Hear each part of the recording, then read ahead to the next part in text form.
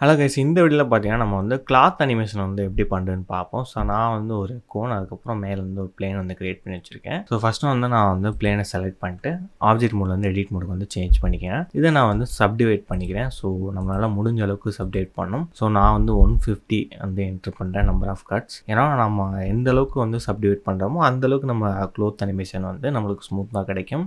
So இப்போ வந்து நான் வந்து ஆப்ஜெக்ட் மோடுக்கு வந்து சேஞ்ச் பண்ணிக்கிறேன். சேஞ்ச் பண்ணிட்டு நம்ம ஃபிசிக்ஸ் டேப் போயிட்டு ஸோ இதில் வந்து கிளாத் அனிமேஷன். ஸோ நம்ம வந்து ஃபிசிக்ஸ் டேப் போயிட்டு இதில் வந்து கிளாத்னு ஒன்று இருக்கும். ஸோ அதை வந்து செலக்ட் பண்ணுங்கள். ஸோ அந்த கிளாத்தில் வந்து கொலிஷன்ஸில் போயிட்டு செல்ஃப் கொலிஷன் ஒரு ஆப்ஷன் இருக்கும். ஸோ அதை வந்து செலக்ட் பண்ணிக்கோங்க. ஸோ அதுக்கப்புறம் ஆப்ஜெக்டை செலக்ட் பண்ணிட்டு இதில் வந்து கொலிஷனை வந்து கிளிக் பண்ணிக்கோங்க. இப்போ வந்து நான் அந்த அனிமேஷன்ஸ் வந்து ப்ளே பண்ணுறேன். எப்படி ரியாக்ஷன் ஆகுதுன்னு பாருங்கள்.